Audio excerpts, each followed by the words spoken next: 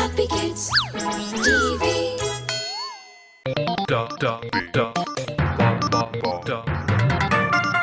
The Holy Tales. So who are we going to hear about today? Well, today I'm going to tell you the story of Matthew. And he also had another name. Another name? Oh, yes. He was also called Levi. That sounds interesting. All right then, let's begin with the story. Matthew was the son of Alphaeus, and he lived in Capernaum, and his name meant a gift of God. The call of Matthew to the band of Jesus' disciples is of great importance. Matthew's other name was Levi, which was probably given by Jesus when he became a disciple. Matthew was a tax collector and a publican. He was engaged in public service work and gathered the taxes which the people paid. However, in those times, the Jews hated the tax gatherers because they believed that it was the right of the people to pay taxes as a tribute only to God. Paying it to someone else meant breaking of the law. The Jews hated the tax gatherers not only for this religious reason, but also because they were very unjust and unfair towards them. The Jews regarded these tax collectors nothing less than criminals. Matthew was one of them. Like every other tax collector, he would assess taxes for their people and also lend them money and charge high rates of interest from them. Yet, Jesus chose him from amongst all the hated men and made him one of his own. Being the master, he saw the potential in the tax collector of Capernaum. Matthew was different from all the other disciples of Jesus, who were mostly fishermen. He knew how to write, and with the power of the pen, he brought to the world the teaching of Jesus in the Hebrew language. The apostolic symbol of Matthew is 3 money bags, which help us to remember that he was a tax collector before Jesus called him. That was quite an interesting story, Holly. So it is because of Matthew that we began to know more about Jesus. I see. I hope you children like the story. The Holy Tales. Today I'm going to tell you the story about Jesus' last and final disciple, Thomas Didymus. Us? It's Thomas Didymus, Tubby. Thomas Didymus was one of the lesser-known disciples of Jesus. He lived in Galilee and went to preach Jesus' words in Parthia, Persia, and India, and probably received death as a martyr near Madras at Mount St. Thomas in India. Thomas was his Hebrew name and Didymus his Greek name.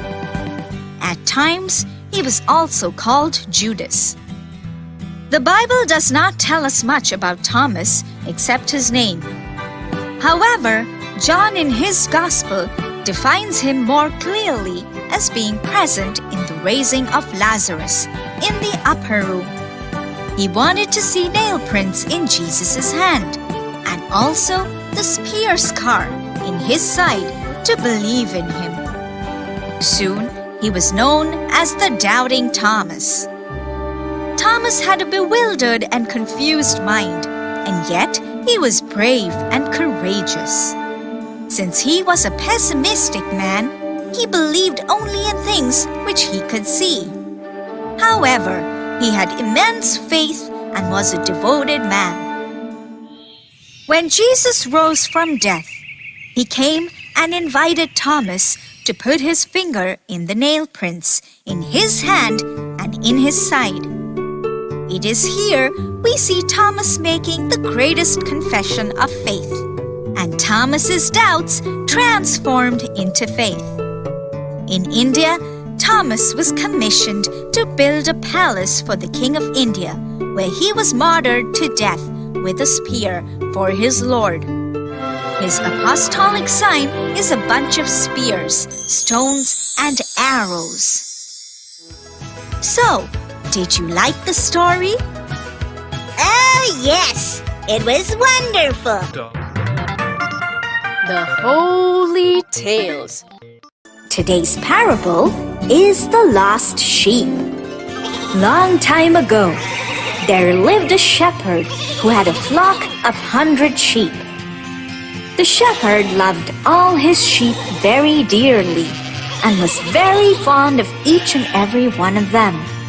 He loved them so much that he even named them. Every night, before going to sleep, he would count all his sheep to make sure that all 100 sheep were there. Every day, the shepherd would take his sheep to large green fields where they could eat fresh grass, and would also take them to freshwater streams so that they could have a nice drink when they were thirsty.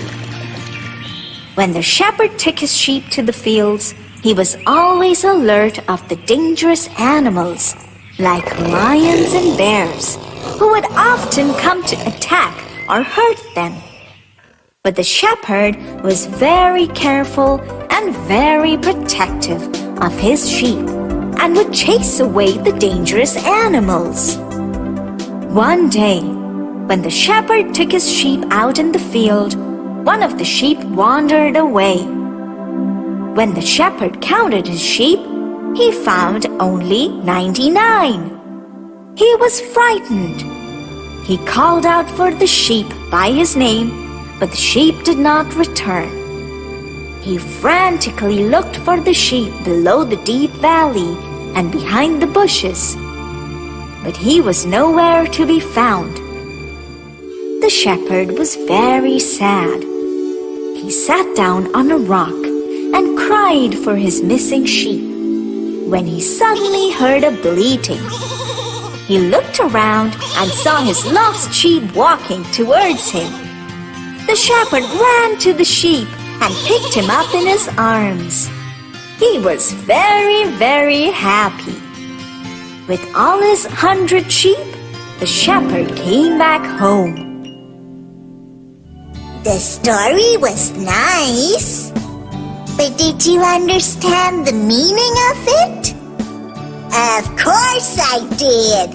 This parable means that each and every single person is important in God's heaven.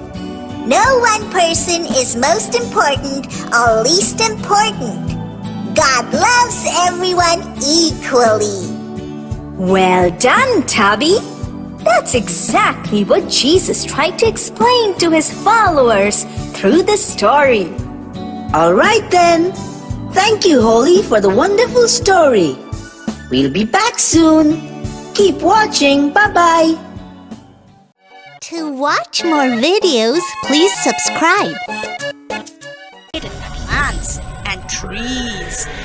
On the fourth day, God created the sun to shine in the day, the moon and stars to come out at night. One day, Moses went to Mount Horeb with his sheep. There, God appeared to him as a flame of fire in a bush. Since there was no room anywhere else, they decided to spend the night in a stable. Here, Mary had her baby, Jesus. She wrapped him in a blanket and put him to sleep. He's got the whole